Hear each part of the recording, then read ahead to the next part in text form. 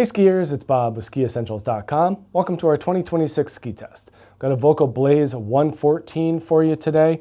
This ski returns structurally unchanged from last year, and we do get a new graphic here. But same ski, same shape, same everything, slightly different graphic, and just a really fun, lightweight powder ski that performs quite well in tighter spaces because of its mobility.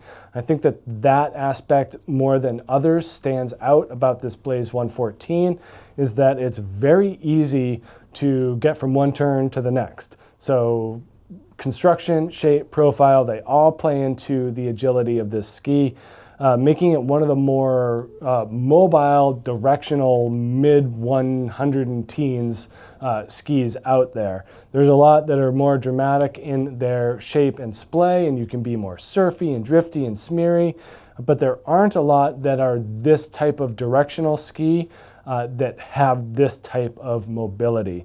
I found this to be a really, really rewarding tree ski here in Vermont on some snowy days, more so last year than this year when we were skiing on this graphic. But we did find that last year, this Blaze 114 on a powder day is one of the better tree skis that we could find for the type of tighter woods we have here in Vermont.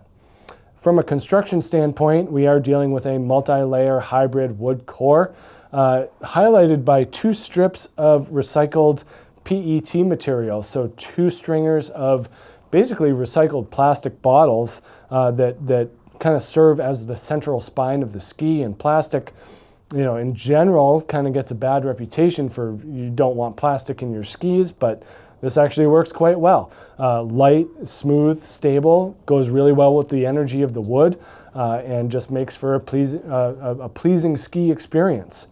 They did make this metal underfoot go a little bit more. It does go edge to edge, but not fully like we see in Blaze 104 and 94.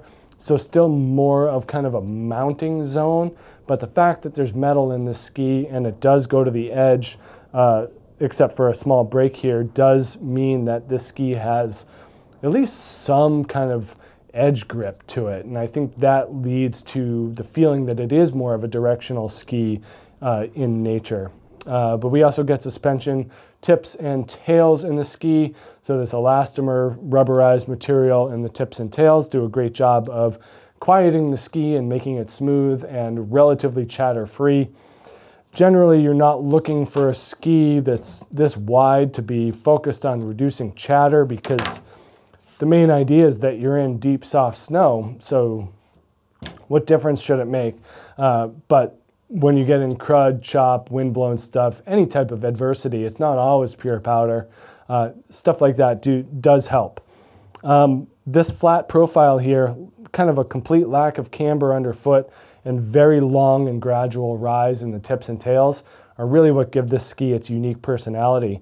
That combined with kind of an even and progressive flex make this ski just extremely easy to kind of wiggle around. There aren't many more wiggly 114s out there because of that flatter camber profile. So you can really kind of swish your skis around despite the width. I mean, they are pretty large, 114 underfoot with a 154 millimeter shovel. That is not small. So having that flatter camber really allows this ski to feel narrower from an agility perspective, but also still stay on top because of the overall width and fun profile. This ski has the 3D radius, which I think is really fun because it allows you to be a little bit more turny and precise underfoot while letting the tips and tails run straighter. So you're mixing turn shapes and styles with this multi-radius side cut, and it makes a lot of sense in this ski, but really, really fun overall. Definitely better suited for softer snow. I mean, it's not like this is going to be an everyday ski for here in Vermont. There's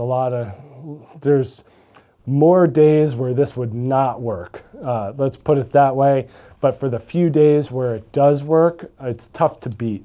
If you're skiing in an area that has a lot more snow and more consistent and deep snow, sure, your use case of this Blaze 114 is going to widen. but it's still not going to be the most powerful ski. It's not going to be the most damp. There are wider skis that float better, but if you're looking for a lighter weight ski in the 115 millimeter range and you're more of a directional skier, tough to go wrong with a Blaze 114.